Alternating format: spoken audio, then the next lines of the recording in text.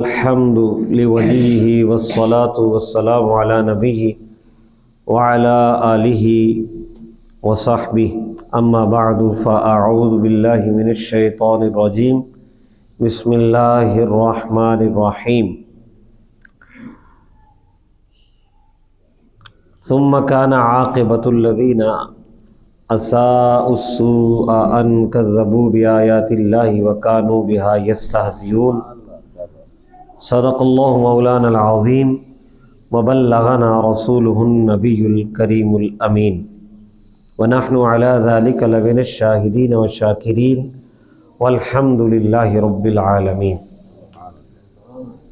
بندہ پروردگارم امت احمد نبی دوست دار چار یارم تابع اولاد علی مذہب حنفی دارم ملت حضرت خلیل خاک پائے غوث اعظم زیر سایہ ہر ولی، سر تاب قدم ہے تن سلطان زمن پھول، لب پھول دہن پھول زقن پھول بدن پھول، کیا بات رضا اس چمنستان کرم کی، زہرا ہے کلی جس میں حسین اور حسن پھول۔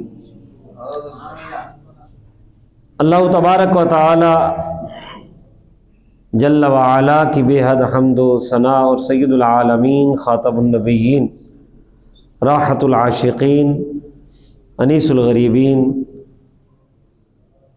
شمع بزم رسالت تاج دار ختم نبوت حضرت محمد مصطفیٰ صلی اللہ تعالی علیہ وسلم کی پاک بارگاہ میں بصد عقیدت و احترام درود و سلام کے گلہ عقیدت پیش کرنے کے بعد، معزز و محتشم حاضرین و سامعین اور بالخصوص زائرین مدینہ منورہ و مکہ معظمہ، جناب قاضی محمد مقصود رضا صاحب اور اسی طرح ہمارے اس مسجد کے امام جناب قاری محمد منیر صاحب اور جناب شاہد ریاض صاحب موجود ہے ادھر؟ اچھا تشریف نہیں لائے، بہرحال یہ سب، اور اسی طرح اسی سال دانش بھائی بھی عمرہ کر کے ہیں، یہ جو ہمارے حافظ دانش شاہ جنہوں نے، تو یہ ہمارا جن کا یہ ہمارا پیکج بنا رہے ہیں نا، تو ان کا پیکج اچھا بن گیا ہے۔ تین یہ ہماری محفل کے جو احباب ہیں، قاری منیر صاحب، قاضی صاحب، دانش بھائی، شاہد صاحب، تو ان کا تو پیکج بہترین پیکج ہے نا کہ ماشاءاللہ زیارت حرمین شریفین سے جو مشرف ہوئے ہیں، تو اللہ تعالیٰ ان کو مزید سعادتیں عطا فرمائے، ان کی حاضری کو قبول فرمائے، اور سب حاضرین کو بھی حرمین شریفین کی حاضری نصیب فرمائے۔ تو یہ میں ضروری سمجھتا تھا کہ ہدیہ تبریک ان کو پیش کرنا کہ بڑی سعادت کی بات ہے، اللہ تعالیٰ ان کو مزید سعادت عطا فرمائے۔ تو اپنے موضوع کی طرف مختصر جو گفتگو کرنی ہے اس کی طرف میں اب متوجہ ہوتا ہوں۔ آپ تمام احباب جتنے بھی بیٹھے ہیں وقت کی نزاکت بھی سمجھیں اور اس رات کی اہمیت بھی سمجھیں، اس رات کی اہمیت بھی سمجھیں کہ اللہ تعالیٰ نے ہمیں مسجد میں بیٹھنے کا موقع دیا ہے، تو اگرچہ ابھی سردی ہے لیکن آپ ذرا گرم جوشی سے اس رات میں بیٹھے، متوجہ ہو کر بیٹھے، بات سمجھیں، اور سمجھانا ہم نے چھوڑ دیا ہے، آپ سمجھا کریں، سمجھنے سے ہی بات بنتی ہے۔ اور اعلیٰ حضرت رحمۃ اللہ تعالیٰ نے کہا تھا کہ پھر کے گلی گلی تباہ، ٹھوکریں در در کی کھائے کیوں، دل کو جو دے عقل خدا تیری گلی سے جائے کیوں۔ تو وہ جو عقل ہے نا، وہ والی سمجھ میں بات کر رہا ہوں، سمجھنا چاہیے۔ میں نے سورہ روم کی آیت نمبر 10 سے آغاز کیا ہے۔ اللہ تبارک و تعالی نے فرمایا ثم کان عاقبۃ الذین اساءوا السوء ان کذبوا بآیات اللہ وکانوا بها یستہزئون۔ پھر انجام ان لوگوں کا جو گناہ کرتے رہے، برائی کرتے ہی رہے، برائی میں لگے رہے، یعنی جی بار کر جنہوں نے برائیاں کی، ان کا انجام کیا ہوا؟ غور سے سنیے، فرمایا ان کذبوا بآیات اللہ، ان کا انجام یہ ہوا کہ انہوں نے اللہ کی آیتوں کو بھی جھٹلا دیا، وَكَانُوا بِهَا يَسْتَهْزِئُونَ، اور وہ اللہ کی آیتوں کا مذاق اڑاتے تھے۔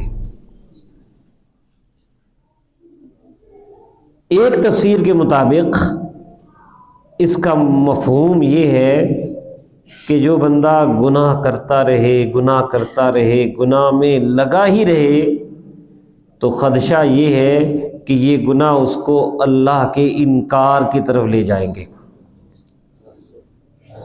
خاتمہ بالایمان بڑی نعمت ہے، لیکن گناہوں کا تسلسل خدشہ یہ ہے کہ بدعقیدگی کی طرف لے جائے، عقیدہ بگڑنا شروع ہو جائے، اللہ کی آیات کا انکار، بلکہ ہنسی اور مذاق، تو یہ دونوں چیزیں کفر کی طرف لے جاتی ہیں۔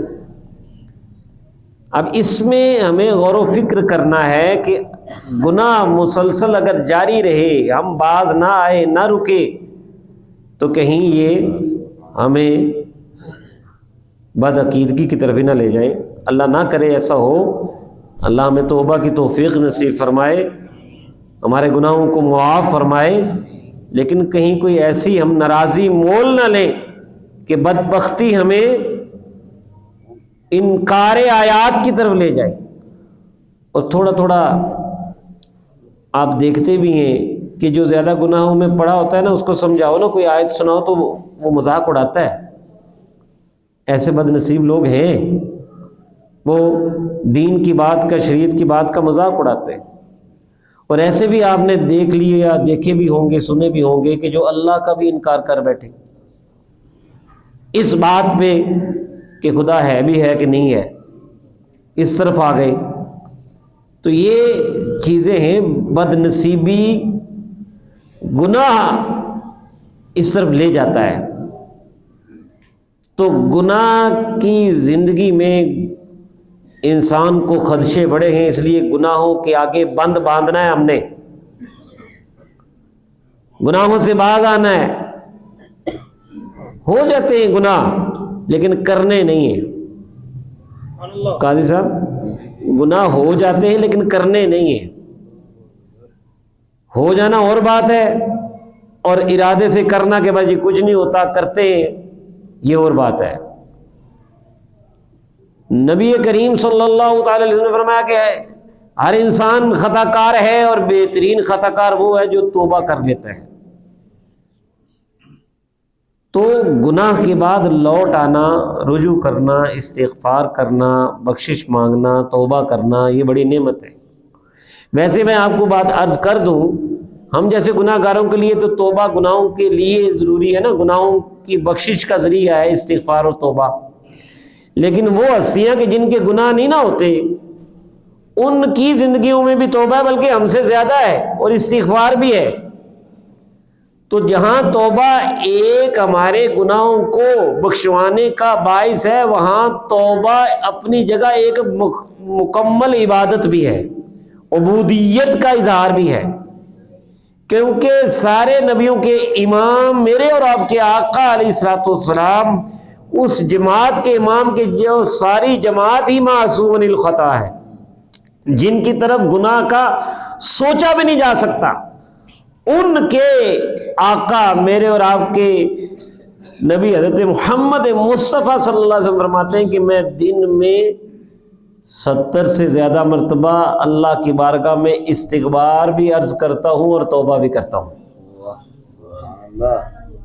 ان کی استغفار اور توبہ کا مقام ظاہر ہے ہم سے بالکل جداگانہ اور عالی شان ہے، لیکن ترغیب تو ہمیں بھی دلا رہے ہیں نا کہ تم بھی توبہ کیا کرو۔ فرمایا دوسری روایت میں کہ میں دن میں 100 مرتبہ اللہ کی بارگاہ میں استغفار و توبہ کرتا ہوں۔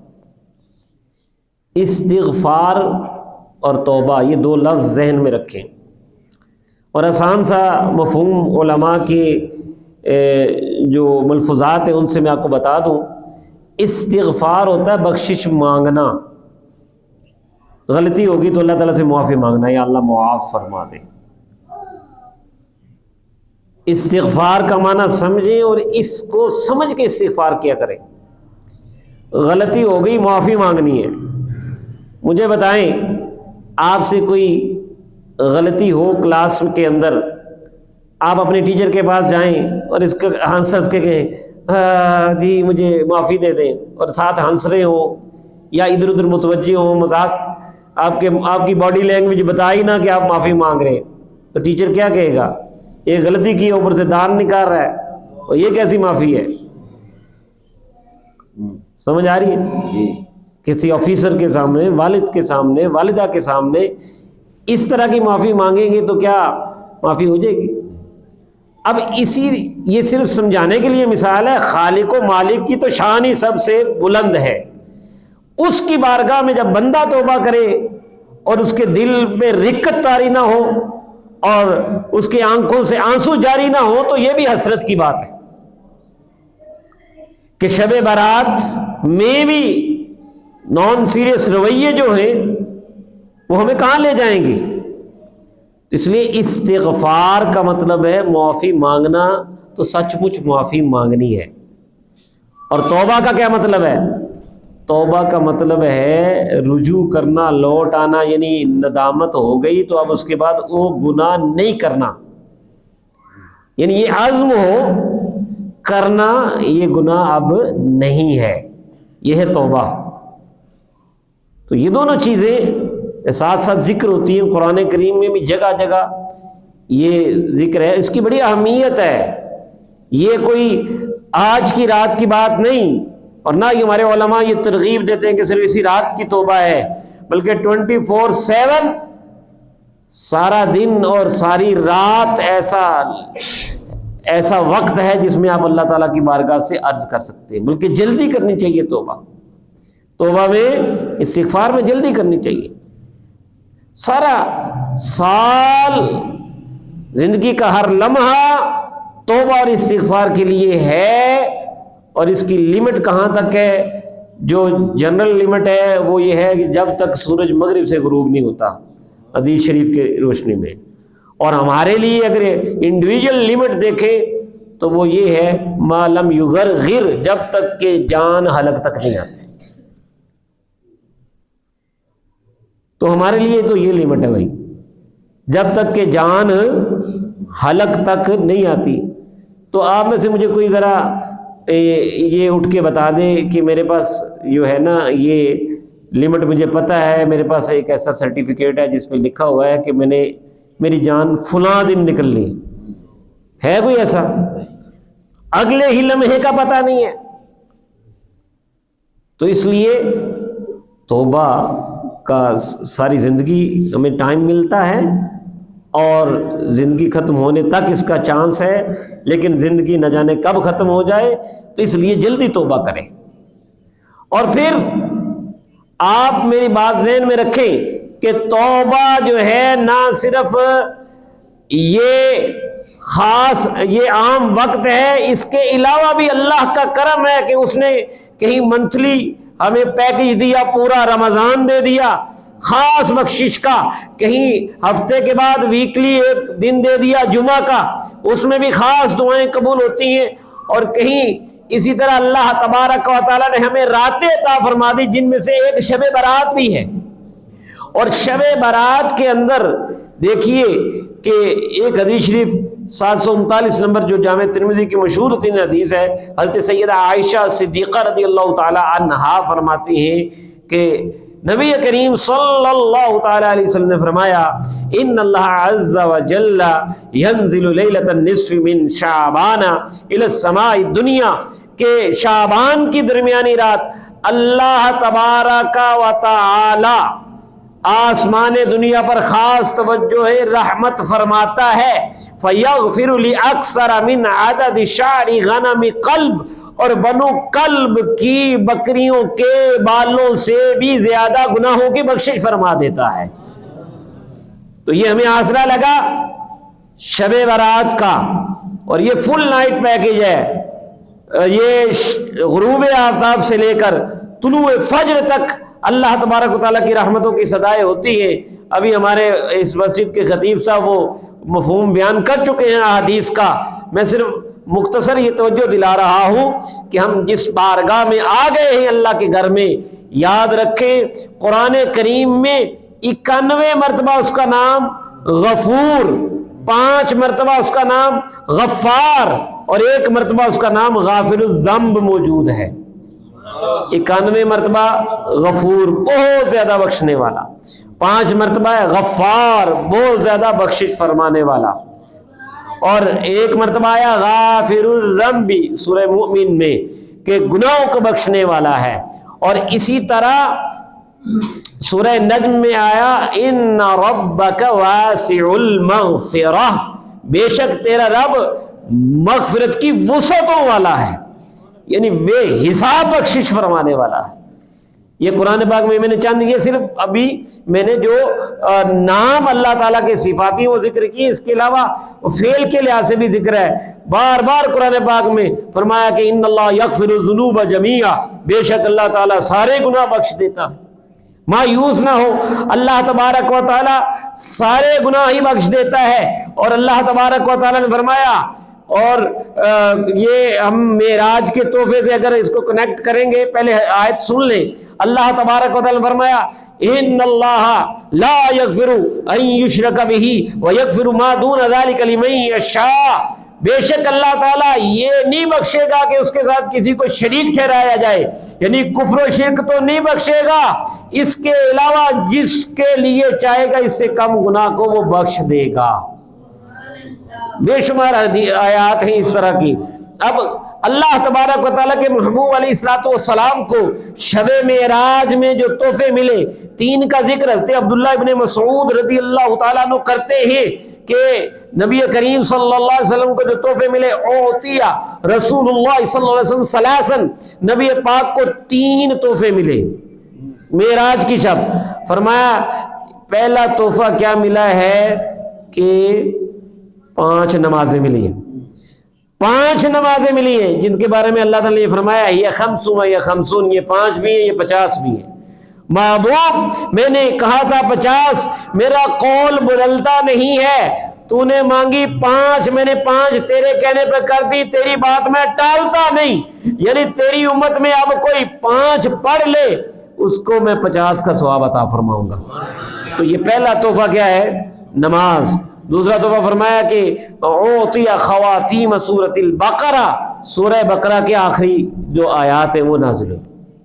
اور تیسری بات، تیسرا جو اللہ تبارک و تعالی نے انعام عطا فرمایا، غفر لمن لم یشرک باللہ من امتہ شیئا، محبوب کی امت میں جو بھی کفر و شرک نہیں کرے گا اللہ تعالیٰ اس کے تمام گناہوں کو بخش دے گا۔ تو یہ بخشش کی بہاریں مصطفیٰ کریم صلی اللہ علیہ وسلم کے صدقے اللہ تبارک و تعالیٰ عطا فرما رہا ہے۔ تو بخشش اللہ تبارک و تعالیٰ فرمانے والا ہے، لیکن بندے کو چاہیے نا کہ رب کی بارگاہ میں پہنچے، حاضر ہو، دعا کرے، التجا کرے، اللہ تعالیٰ سے بخشش مانگے، اللہ تبارک و تعالیٰ یقیناً بخشنے والا ہے۔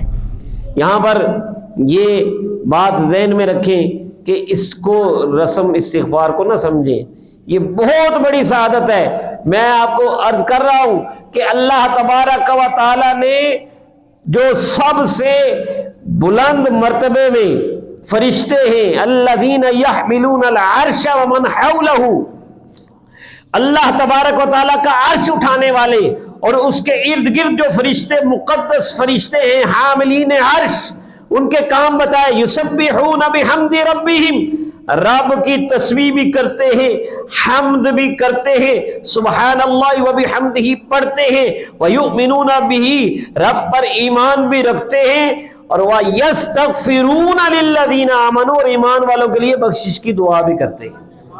یہ استغفار جو ہے یہ تو آپ کے لیے اللہ تعالیٰ نے فرشتوں کی ڈیوٹی لگا دی ہے، اور مقدس فرشتوں کا یہ کام ہے استغفار کرنا۔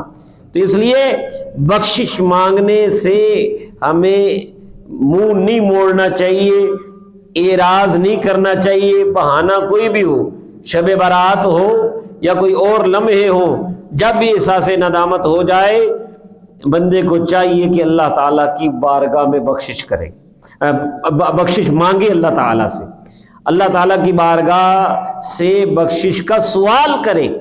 حضرت جابر بن عبداللہ رضی اللہ تعالی عنہما کی روایت جو کہ ابن ماجہ کے اندر 1081 نمبر روایت ہے، نبی کریم صلی اللہ تعالی علیہ وسلم نے فرمایا یا ایھا الناس توبوا الی اللہ قبل ان تموتوا، خطبہ دے رہے تھے میرے اور آپ کے آقا علیہ الصلوۃ والسلام، فرمایا اے لوگوں اللہ کی بارگاہ میں توبہ کرو مرنے سے پہلے پہلے، قبل ان تموتوا، اس سے پہلے کہ تمہیں موت آ جائے اللہ کی بارگاہ میں لوٹ آؤ، توبہ کرو۔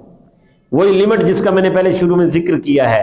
اور پھر فرمایا اچھا توبہ کرنی ہے، خالی بس توبہ توبہ کرتے نہیں، صرف توبہ توبہ میری توبہ اور استغفار بس زبان سے استغفر اللہ کہتے رہے، نہیں، فرمایا وَبَادِرُوا بِالْأَعْمَالِ الصَّالِحَةِ قَبْلَ أَن تُشْغَلُوا، اور مشغول ہونے سے پہلے نیک کاموں میں جلدی کرو۔ تو ہمارا ان راتوں میں آپ کو یہاں اکٹھا کر دینا اور توبہ کا بارے میں آپ سے عرض کرنا، اس کا مقصد یہ نہیں کہ آج کی رات بس مسجد سے تعلق رکھیں اس کے بعد سارا سال آپ کی چھٹی ہے، نہیں نہیں، ہم تو آگے آپ کو توجہ دلا رہے ہیں، رمضان آ رہا ہے، ماہ رمضان آ رہا ہے، اور ماہ رمضان کا نام سن کے آپ کو اگر مزہ آیا تو بلند آواز سے کہیں سبحان اللہ۔ ماہ رمضان آ رہا ہے، ماہ قرآن آ رہا ہے، آپ نے تراویح میں ہمارے قاری صاحب سے بھی قرآن پاک سننا ہے اور خود بھی قرآن پاک پڑھنا ہے، قرآن پاک سے جڑنا ہے۔ اللہ تبارک و تعالیٰ کے محبوب فرما رہے ہیں جلدی کرو نیک عمل کرنے میں، اس سے پہلے کہ کہیں مصروفیت ہو جائے، مشغولیت ہو جائے۔ آج فرصت ہے، آج موقع ہے، آج وقت ہے، جلدی جلدی نیکیوں میں لگے۔ لوگوں کو تو نہ جانے کن کن مصروفیات کی پڑی ہے، اور ایڑی چوٹی کا زور لگا کے لوگ ناجائز اور حرام قسم کے تہوار منانے کا جو ہے وہ سلسلہ بنا رہے ہیں۔ اللہ کے محبوب فرما رہے ہیں نیک کاموں میں جلدی کرو، کہیں مصروفیت یا مصیبت نہ پڑ جائے، کسی مصروفیت میں نہ پڑ جاؤ۔ ہمارا ایجنڈا یہ ہے جو محبوب کریم علیہ الصلوۃ والسلام ہمیں دے رہے، کیا کرنا ہے جی؟ نیک کاموں میں جلدی کرنی، نیک کاموں کے لیے زور لگانا ہے۔ ہمیں کہتے ہیں کہ مجھے تو سرخرو ہونا ہے آقا کی نگاہوں میں، زمانے کا ہے کیا ناصر بھلا جانے برا جانے۔ میرے آقا علیہ الصلوۃ والسلام مدینہ منورہ میں تشریف لے کر آئے، آپ نے دیکھا کہ لوگ 2 تہوار مناتے ہیں، موسمی تہوار۔ میرے آقا علیہ الصلوۃ والسلام نے پوچھا، حدیث کا مفہوم بیان کر رہا ہوں، کہ فرمایا کہ یہ کیا ہے؟ کہا جی یہ 2 تہوار ہیں، ہم اس میں کھیلتے ہیں، کودتے ہیں، تفریح کرتے ہیں۔ فرمایا کہ اللہ تبارک و تعالی نے اس کے بدلے میں تمہیں 2 عیدیں، عید الاضحیٰ اور عید الفطر عطا فرما دی، یعنی ان کو ریجیکٹ کر دیا، قبول نہیں کیا۔ پیغام یہی دیا ہے کہ عیاشی، فحاشی اور اس قسم کے جو ہم نئے نئے بہانے ڈھونڈ کے غفلت کی طرف جا رہے ہیں، غفلت کو چھوڑو، مرنے سے پہلے پہلے توبہ کر لو، اور کسی مصیبت مصروفیت میں پڑنے سے پہلے نیک کاموں میں جلدی کرو۔ اور حضرت سیدنا فاروق اعظم رضی اللہ تعالیٰ عنہ فرمایا کرتے تھے، وہ فرمایا کرتے تھے حاسبوا قبل ان تحاسبوا، اپنا حساب کر لو اس سے پہلے کہ تمہارا حساب ہو، اور وہ بڑی پیشی جو ہے اس کے لیے تیاری کرو۔ کس کے لیے تیاری کرو جی؟ بڑی پیشی کتنے ہونی؟ آخرت کے دن، آخرت کے لیے تیاری کرو۔ اور فرمایا کہ اس بندے آپ چاہتے ہیں نا آپ کا قیامت کے دن حساب آسان ہو، آپ کی توجہ میری طرف ہے، آپ یہ چاہتے ہیں کہ آپ کا حساب قیامت کے دن آسان ہو، کہنا انشاءاللہ بلند آواز سے۔ تو آپ اگر یہ چاہتے ہیں حساب آسان ہو تو سن لو فارمولہ سیدنا فاروق اعظم رضی اللہ عنہ نے بتایا، فرمایا کہ جو بندہ دنیا میں اپنا حساب کر لیتا ہے اس کا آخرت میں حساب میں آسانی ہوتی ہے۔ اور حضرت میمون بن مہران رضی اللہ تعالیٰ عنہ وہ فرمایا کرتے تھے کہ بندہ وہی صحیح ہے، کامیاب ہے محاسبے میں جو اپنے نفس کا اس طرح محاسبہ کرتا ہے کہ جیسے وہ اپنے پارٹنر کا، شریک کاروبار کا محاسبہ کرتا ہے، کتوں آئے پیسے، کھادا کتوں ہے، پایا کتوں۔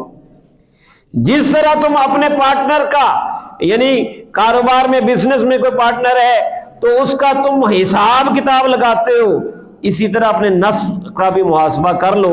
تو ہم اللہ تعالیٰ سے دعا کرتے ہیں کہ آج کی جو رات ہے ہمیں اس میں اللہ تبارک و تعالیٰ سچی توبہ نصیب فرما دے، اور کوئی ایسے لمحے رات کی تنہائیوں میں خاص کر علیحدہ ہو کر جو وہ وقت ہے نا سحری کا، ایسا مل جائے کہ ہم اللہ کی بارگاہ میں رو رو کے اپنی 20 سالہ 30 سالہ 40 سالہ 50 سالہ 60 سالہ 70 سالہ زندگی کے کرتوتوں سے رب کی بارگاہ میں سچی توبہ کر لیں۔ اللہ تعالی ہماری حاضری قبول فرمائے۔ وما علیہ الا البلاغ۔